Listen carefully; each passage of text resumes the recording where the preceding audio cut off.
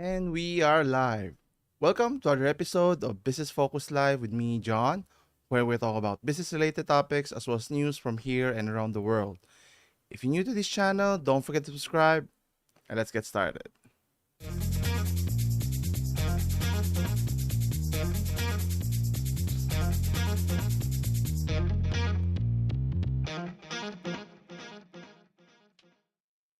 And we're back. Thank you again for joining me today. So today is October 14, 2022. We're slightly delayed in our telecast today, but what's important is we're already here and let's get it rolling in terms of things that's been happening this past week or so. Things of interest of maybe of interest for any of you out there. So let's get started. First is as mentioned, based on the title, as you may notice, the problem of creating sequels. In this case, Overwatch 2 has been dealt with a lot of problems, and is it self-inflicted or these things do happen in terms of game development here. Next is we'll be talking about Google's plan for world domination in terms of obviously diversifying their business outside of their platform, also going into gaming, which have failed miserably within terms of Google Stadia. But now they want to promote or focus on Chromebook gaming here. Now, will it pan out? We'll see. Sticking to the gaming segment, Facebook, who is now known the metaverse, obviously the problem that is not necessarily severe problem for Facebook, but obviously with the decline of its popularity is a clear signal of a trend that is slightly shifting, to a different platform, whatever that may be in the coming years. So, Mr. Zuckerberg is betting that the metaverse is going to be the way of the future, and not only on the platform itself, but obviously you need software and hardware component.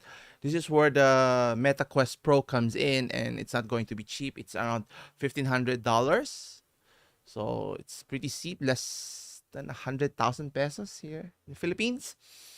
So we'll see if it's going to, be a success, a better version of the Oculus Quest. We'll see. Next is will Lyft CEO's dream of having a autonomous vehicle or driverless vehicle be the way of the future. Well, I've been saying all this time that I'm still apprehensive because at the forefront, obviously, Tesla has been pushing not just for electric vehicle but for autonomous vehicle, but they're nowhere close to that fully autonomous capability. And I think even other companies who are in this field trying to venture in autonomous vehicle, obviously there are benefits as to autonomous vehicle. Obviously you save on cost, especially on manpower, the drivers themselves, but still there are a lot of risk involved, and I don't think we're in that stage yet, and it's going to take decades or even centuries if we're being practical about it. And lastly, we're talking about the advent of the internet. Obviously, too much information is being filtered in our web pages and social medias. The question begs to ask is regarding the news that's being proliferated. Is it actual news or is it fake news now? And particularly here in the Philippines, a lot of people are confused and considers news that they see around us majority consider it fake news, which is pretty alarming. So whom can you trust if that's the case? So we'll talk about that in a little bit. So starting as mentioned, when you're talking of creating games, is difficult on itself. So if it becomes successful, good for company. Obviously, you make a killing, whether it's a single player experience or multiplayer, and whatever type of game. And the case here is Overwatch, which became one of the most popular, multiplayer games in different consoles here. But what's interesting here is obviously you want to capitalize on its popularity, so that's why you want to make a sequel. But just like in movies and in games, not all sequels are created equal. The logic here is if you create a sequel, it's supposed to be better than the original game or movie here. But that's not always the case. It's always a rarity, like in the case of maybe Uncharted series, the Thieves What was the title? Let me see. Uncharted 2. Among Thieves. Okay, so that's the title. And it did really well. I found it enjoyable. But the question here is, will other, what do you call this? Will other gamers, developers, be able to recapture its success, which is obviously could be a hit or miss. And City Project Red obviously doing really well with the Witcher series, but when its foray to Cyberpunk 2077 was a disaster from the onset, with which is all self-inflicted, not not that they could have avoided it in the first place. But going back here, so what was the main issue that Overwatch 2 was plagued with? Is it because of the difficulty, not enough time to be able to fully form the game, which is one of the main concerns in the gaming industry, that companies, the publishers are just churning out games after games just to not finishing it or fully formed games and expecting people to pay full price, and then they want to make more money by using uh,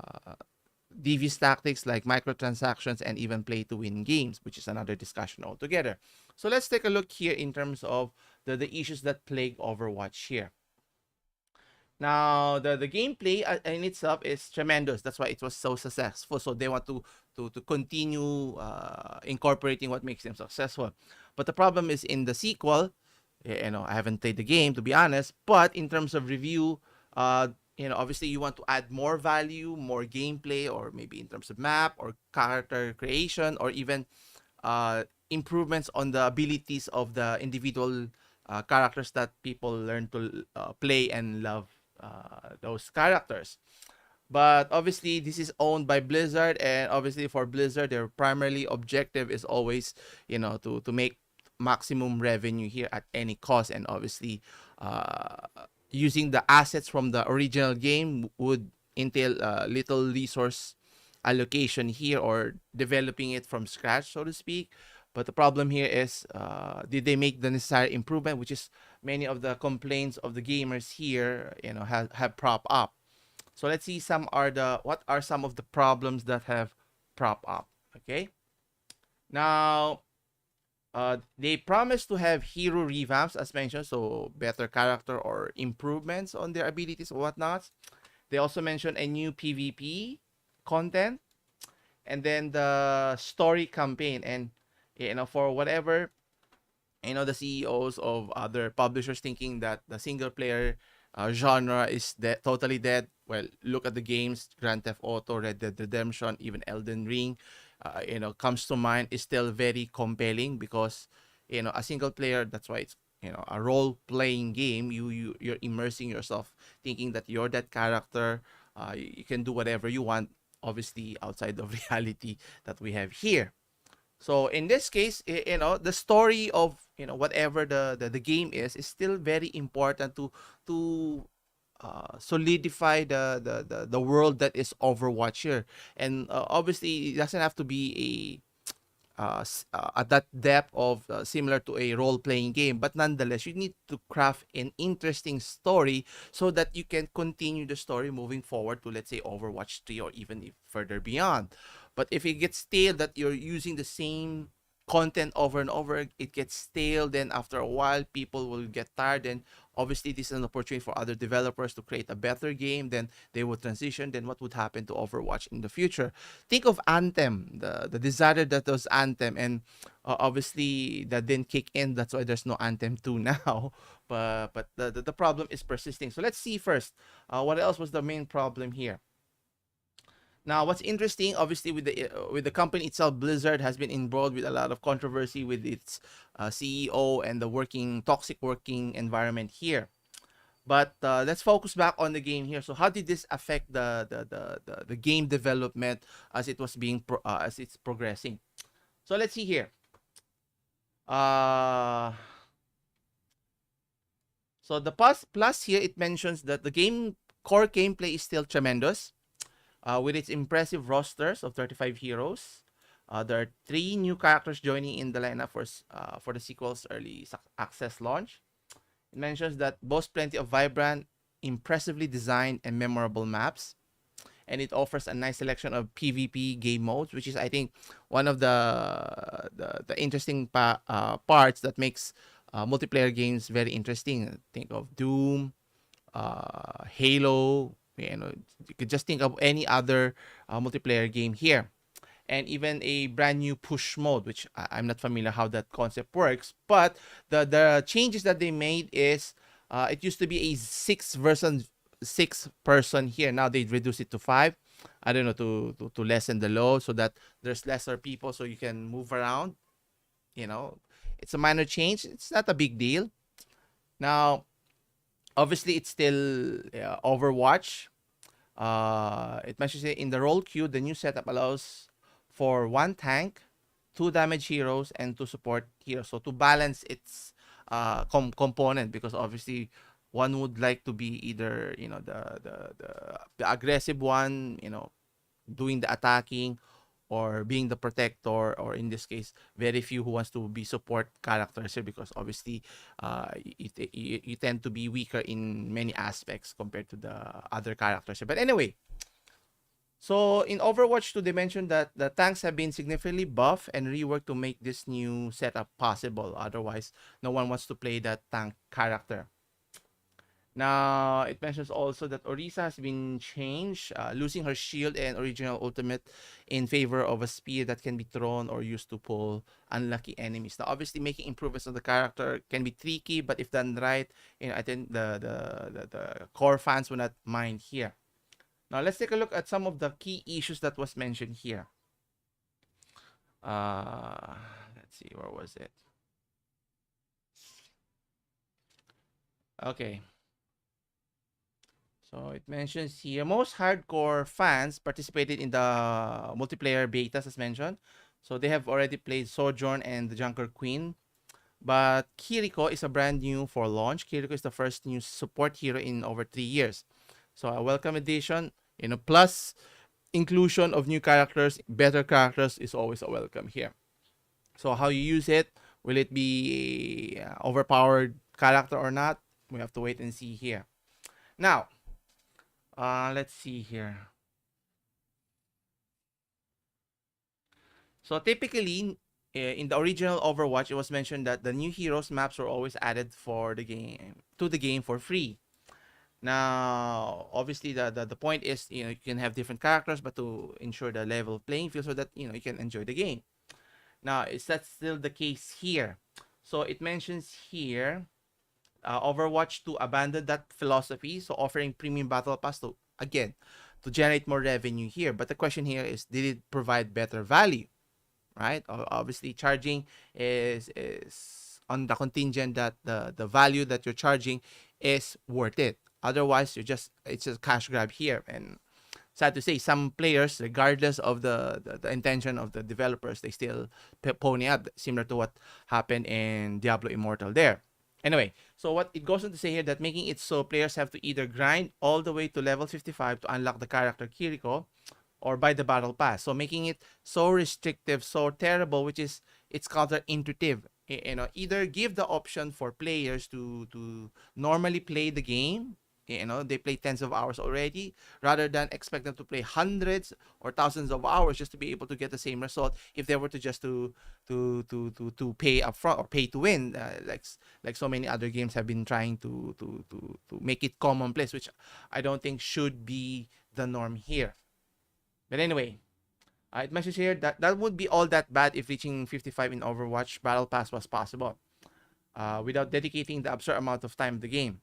But it's simply that the case. So the point here is, it will likely take most free-to-play gamers weeks of constant play to be able to unlock the character. So to put it in perspective, let's see how much time would it take to be able to do that. So over 90 games played and 50 games won. We're only in tier 32 in the battle pass. So meaning you're somewhere in the halfway mark. So you have to invest a lot of time, and obviously this is by intention, so that if you get frustrated, you'll be encouraged or pushed or nudged into making that purchase, which I'll never do for any type of game. And if I pay for a full price game, then the whole game should be able to satisfy my whims. And other games are able to do that. And the interesting part is, or and concerning part is, other gaming companies, Activision is one, EA is another, that other studios may follow the same platform. I mean, I think we've discussed Square Enix foray into this genre, and they failed miserably with the Avengers live service game. And obviously, I'm not saying, offering this option should be removed, but you should offer compelling case as to why it merits this feature here. And for the longest time, this wasn't introduced, and players get to enjoy tremendously of the game, the value. Think of, Elder Scrolls, right? Fully formed game to your heart's content, and to the fact that they enjoy so much of the game, they'll buy the game over and over, whether it's cross-platform or multi-generation within the console. As in my case, I enjoyed so much playing Hollow Knight. I bought it for my Switch, for the PC, and even for the PlayStation here. Uh, and I think that's a better way of going about, make convincing the gamers or the buyers to have a compelling reason as to why we should buy your game, and rather than, you'll buy the game regardless of whether you like it or not. And obviously, it's not just the grinding is the issue. And here another, it mentions some challenges might encourage players to play in ways that are detrimental to their team, like what was mentioned, that to get an environmental kill with his new key ability, but most of them simply encourage players to try new heroes and explore game modes beyond the standard quick and competitive play option. Obviously, and then it changes the whole narrative of what the gameplay is supposed to be. Then, obviously, then it's not the Overwatch that what everyone used to enjoy and play for the longest time. And obviously, it's a concerted effort on the publisher here.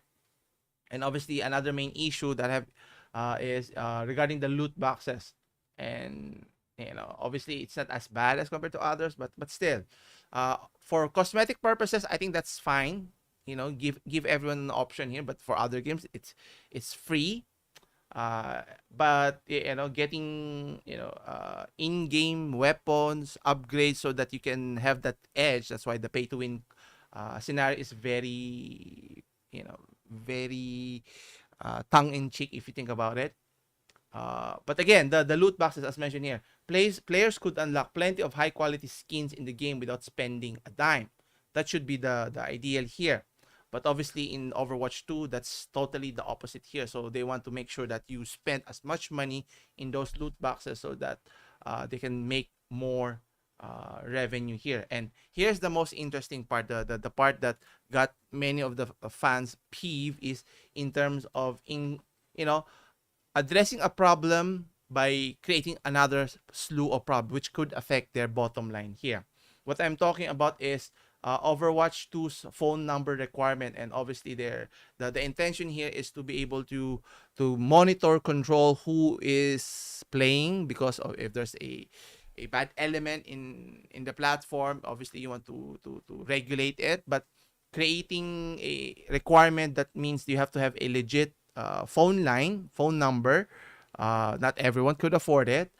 If it's not recognized, you'll not be able to play, which I think is counterintuitive, because if you think about it, if you put so much restriction in the games and you want lots of people to play the games, not only do they have to pay the game, but they have to pay for the line. And other kids, or in this case families, for the kids, pay prepaid phone, so that you can still access it for multiplayer interactions here, which is kind of ironic that implementing this would limit, pissing off many more fans and restricting fewer players who are able to play and potential buyers of your microtransactions here. So maybe it's a wrong choice to begin with. I mean, obviously solving problems, you have to think it through, because there are always unintended consequences. No solution is always perfect. But obviously you don't want to piss off your core fans or the gamers here, and just because so that you can appease the issue and then create another slew of problems, which is which is counterproductive in the long run here. Anyway, and it goes on. I mean, in terms of the campaign, which is another weak point of the game, which, if they were to spend more time there, maybe they could entice, um, non FPS type of player or multiplayer game, or like myself, that, if the story of the Overwatch is compelling, I might buy the game. I might not play the multiplayer game, but I might play for the experience of, what the story is all about, and you still generate more revenue. You invite more gamers into your ecosystem, which is, I think it's a win-win for everyone. But that's not the case here. And the question here is, how will this pan out for the company? Because obviously they're trying to offer this in a slew of, different platforms, from PCs to your PlayStations to Xbox, and, even in, I'm assuming it's available, or you can play it also in your Steam Deck and a port. Imagine you're playing a portable Overwatch game whenever you want. That would be something, right? And the question here is, did the company made the right choice, or is this going to bite them later on, in the long run here? But we'll see. We'll see. Actually, just a short segue before continue to our next topic, just to showcase how bad the review is, and that's why the Metacritic score is very conflicting. Do you trust the critic users, reviewers, who are only a small segment of the population, which gives a very high rating of 80 or 8 out of 10? Yet on the other hand, the user ratings, who has already rated close to 2,000 people, gave a very low 1.5. So is the critic, reviewers even necessary? Because they don't give a full picture of what is the pros of the games and the cons of the game.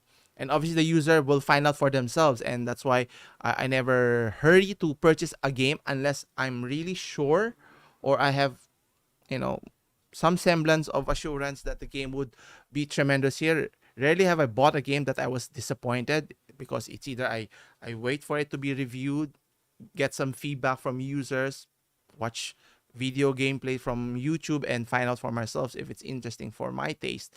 And if it's not, I won't pay up. And if I do enjoy the game, I would spend those money. But it is what it is, until the gaming community speaks up so that companies change their behavior. They will continue what they're doing right now. But we'll see. Anyway, so continuing with our discussion here. So sticking with gaming here, we mentioned that Google, has tried to go into the gaming forest by creating Google Stadia, right? But that failed miserably, and now they're pushing another venue, which is what they own, is the Google Play Store platform. So pushing for cloud gaming would be, I think, the better route for them. But the question here is, will there be a lot of gamers flocking to that platform? Because as mentioned, outside of the main consoles there, you have PC, and PC requires a very beefy specs or requirement to be able to play the latest games here. And let's say even if you're playing cloud games, so you don't need to have a very powerful PC, doesn't necessarily mean you'll have the best experience there. And obviously, server issues, delays, lags is another concern. That has Google solved that issue before even offering that game? Because unless you offer a fully formed or close to fully formed, service, and convincing gamers to try out your platform could be tricky, and could be disaster, similar to what happened in Google Stadia here. So Chromebooks are no longer just a category within the broader laptop form factors. So obviously, Chrome is powered by none other than Google's engine, Chrome OS. Devices span from affordable to mid-range and premium, as well as traditional notebooks, convertibles, and tablets. And Google wants to foray into the cloud gaming, as mentioned, but will it work? Obviously, you have the hardware component now. You have Chromebooks, and then you have the software component, which is you have Google Play, and being able to integrate those two things together, if can be done properly, would be key. But the problem here is the games themselves. Is it compatible to playing those games? Similar to what Steam Deck is doing here. So they're known for the platform, but they just recently forayed into the hardware component. So merging the two would be difficult, but if done right, would be tremendous. And obviously, Google is trying to replicate that success, but it needs a lot of resources and a lot of support, not just from the company that's developing it, but also from the game publisher that's compatible for cloud gaming, uh, making sure that the fans get the games that they want. So you need to support a plethora of gaming publishers, triple A. I won't say triple A because a lot of them are failing terribly. Known IPs and up and coming, independent publishers that you want to support, and it needs a lot of financial backing to be able to generate that community. Think of when Switch became popular. Obviously, when they launched the Switch originally, they only had Nintendo games there. But once they let in, other developers, independent developers to tailor fit their games that is compatible to their platform, it generated even significantly more revenue that would benefit not just the platform but also the gaming community, because it would be the first time that an actual gaming console out of Nintendo that you could play other games that is not necessarily tied up to Nintendo here. And I think that's the goal of Google here. But the question here is, will it succeed? Because there's a lot of things could go wrong, and obviously the would you need a superior Chromebook specs to be able to run the software, and the fact that you need stable internet is another aspect here. So we will have we'll have to wait and see if they are able to do something about it.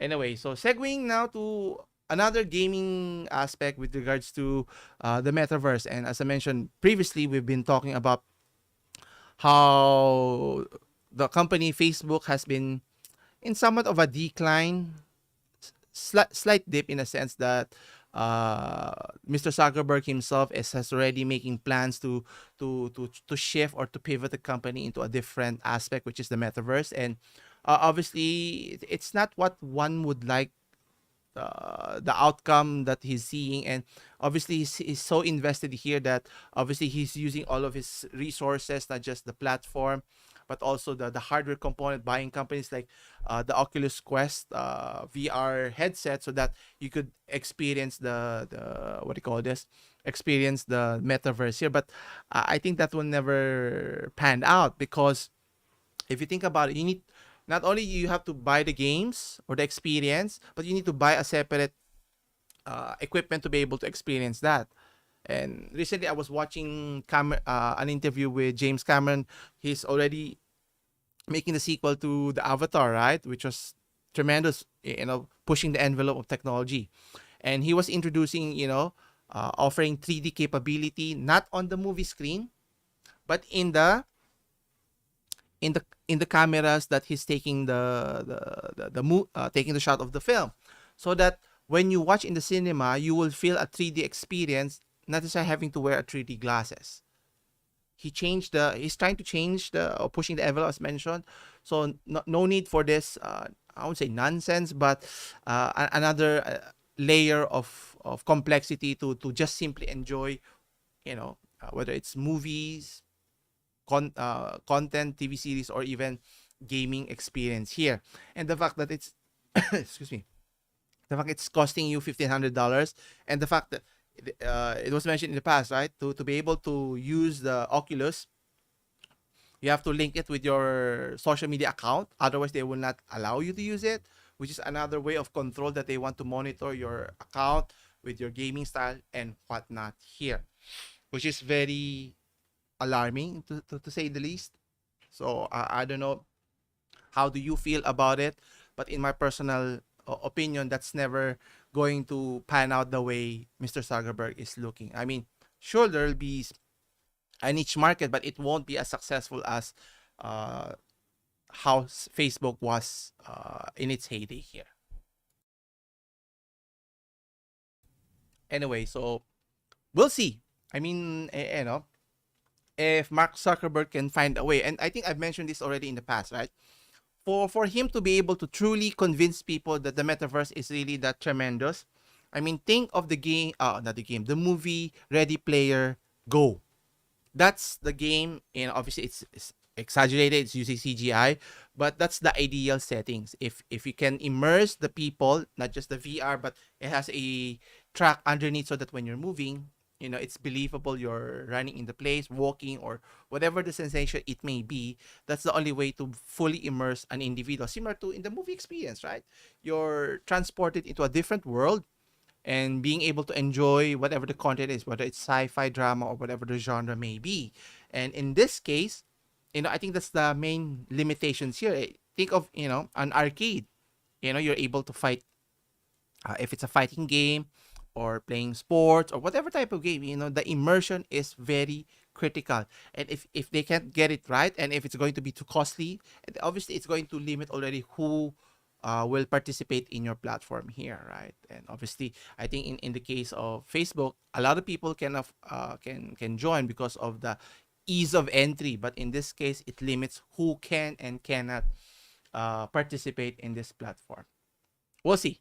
Anyway, continuing, so shifting now into automotive, in terms of the ambition for many companies that in the future, in the not very distant future, that cars will become autonomous to the point that you won't rely on people anymore. Pero as I mentioned before, we're still far along that discovery, because uh, in the case of Tesla, there are 5 levels that you need to be able to achieve to consider yourself fully autonomous. Tesla, for all its strength, technology advancement, are still considered level 2.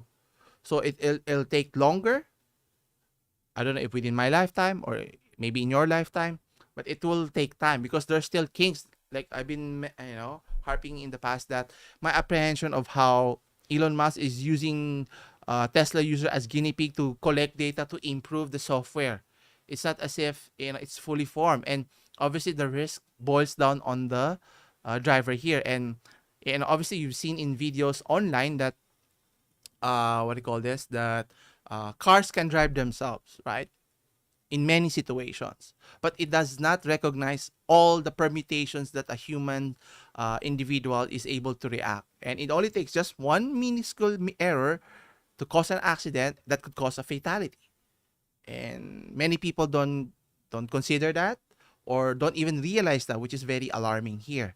And in the case here, for Grab services, or in this case Lyft executive, uh, pushing for driverless vehicle, obviously now it's not yet the time to be able to do that, because even if individuals were to buy cars that is driverless, then why would they, buy require other services for driverless vehicle? But according to the CEO, John Zimmer, he's still believing that it's still possible, which I think is possible, but not as of this moment, and it will take time. So we'll wait and see. But the problem here is how to evolve the technology, and for a while.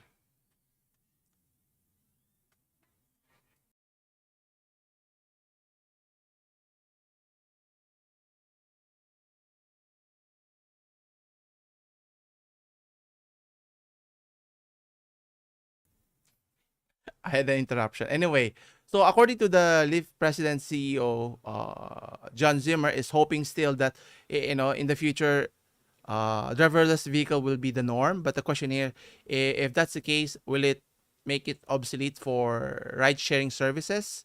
So everyone were to own their own car, but that would cause a lot of traffic. So I don't know if one or the other has to go. So we don't know. But obviously, the benefits of having a driverless car, it looks tremendous on paper, but it has a set of plethora of problems that I don't think many car manufacturers or even our society is ready to consider. Imagine, would if the autopilot feature or autonomous capability is already there, would you ride an airplane? Because I think that's the litmus test in terms of when you say you trust the technology to be able to do its job. Well, let the machine fly the airplane with you in it, with other people's lives in it. see how comfortable people are. So, obviously it's in the air. If it crashes, people die. But obviously, on land, people would still die because if you're running a high speed chase, or it doesn't react quickly enough, then it could be catastrophic at many levels here, and no amount of technology will be able to stop that accident from happening. And the question is, who will be held liable in that case? Is it the driver, the car manufacturer, or both? Oh, then let's say you blame the car manufacturer. They're the one who proposed it, that it's fully autonomous, but it's not even close to be able to reach that heights. And then the company will say, no, we're just offering you service. And the fact that you're offering it as a subscription service like Tesla is doing, oh, so they're capitalizing on its popularity, but they want to be absolved of responsibility, which is another, dicey ethical issues here, or conundrum here. But either way, obviously the potentiality of having a self-driving vehicle is good at certain aspects, so that people don't have to keep on driving, but maybe have driverless buses, driverless trains, and so forth. But you still need people to keep an eye on those machines, because no machine is perfect because it's made by people, right? So I don't know. We'll see. We have to wait and see how this goes out. And obviously, this can affect the gig economy in particular, wherein cars has been the bread and butter for those companies, whether it's Uber, Lyft, and Grab. Uh, but the question, if they become obsolete, then that's not looking good for the company, or for the president that matter here. Anyway, uh, continue with our story. So for our last story, as I mentioned, with the advent of in the internet, the access to information is very easy now. But the downside is, too much information has been permeating all over all over the world. So which information is accurate, or that they're calling it the fake news? And for Filipinos here, 9 out of 10 Filipinos consider fake news a big problem, which I tend to agree. Which begs the question: how do you now distinguish which is fake, which is not, which is real news? And even media, known media, are spouting their different ideologues, different agendas. Even once reliable news source, you have to take it with a grain of salt. So you have to make your own mind as to the validity of what they're talking about. Some make sense, some does not. But the question is, if you're not careful, you take everything at their word, then you'll get easily confused. And with better technology, I think I was just watching the podcast from Trash Taste, wherein they were interviewing Red Nile.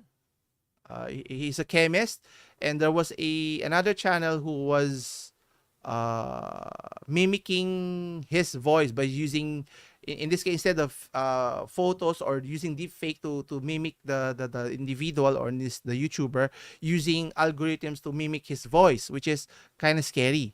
Since if people, technology has risen to the point that you can, facially copy anyone's face and then replicate or do whatever you want, and the audio, you can say whatever you want, people can get easily confused. And it's no wonder that, I'm sure it's not just Filipinos, but a lot of people around the world would say paranoid as to what is really true versus not, would be difficult to discern. That's why too much information is difficult. That's why at the end of the day, it's for the individuals to be able to discern what you think is relevant and irrelevant information here.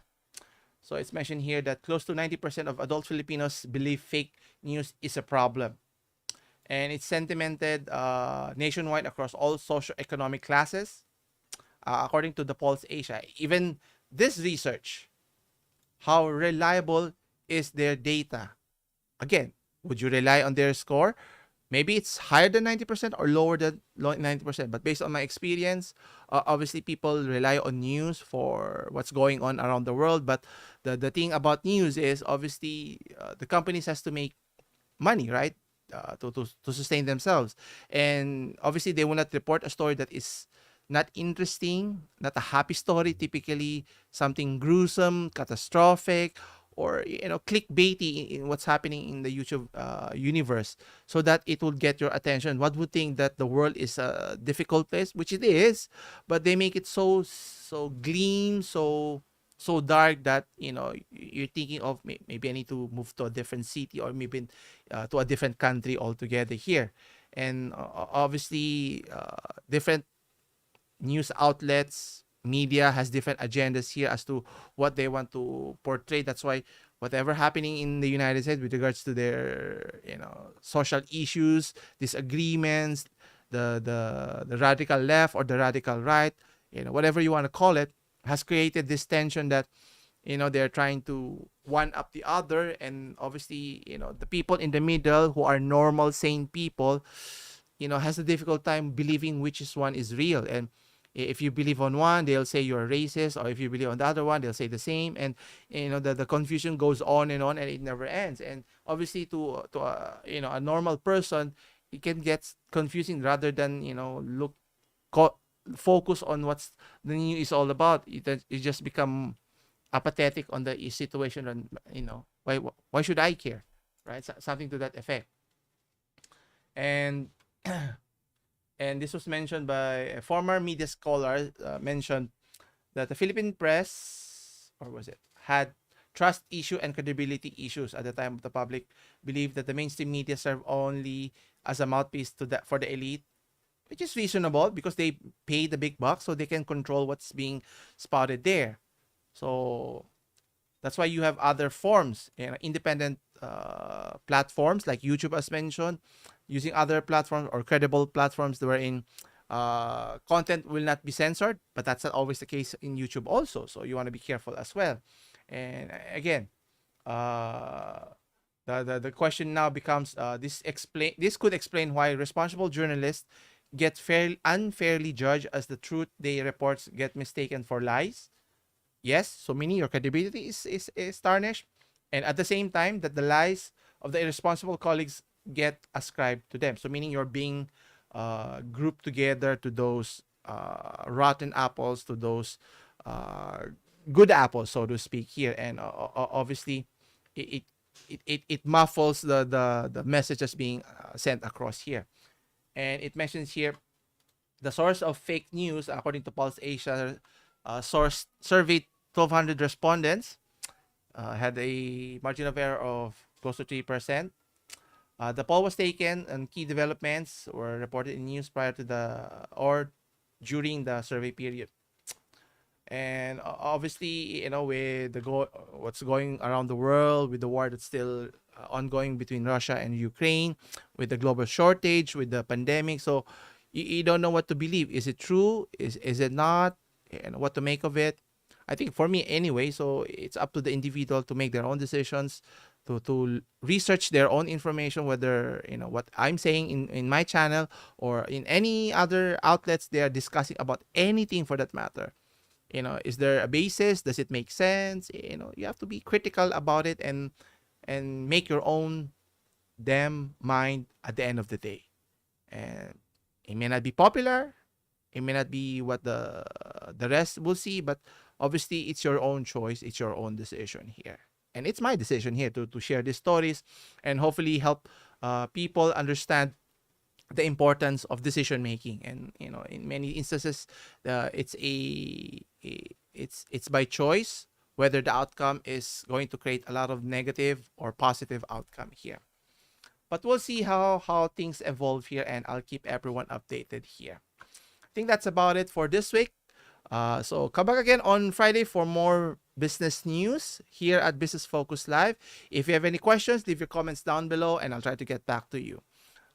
Also, you can check out the links for the full article if you're interested, in the many topics that I've discussed here today. Also, you can check out my other videos, business updates every Wednesdays. Then you have Monday checklist on Mondays, as mentioned. So, as always, I'll see you in the next one. Take care.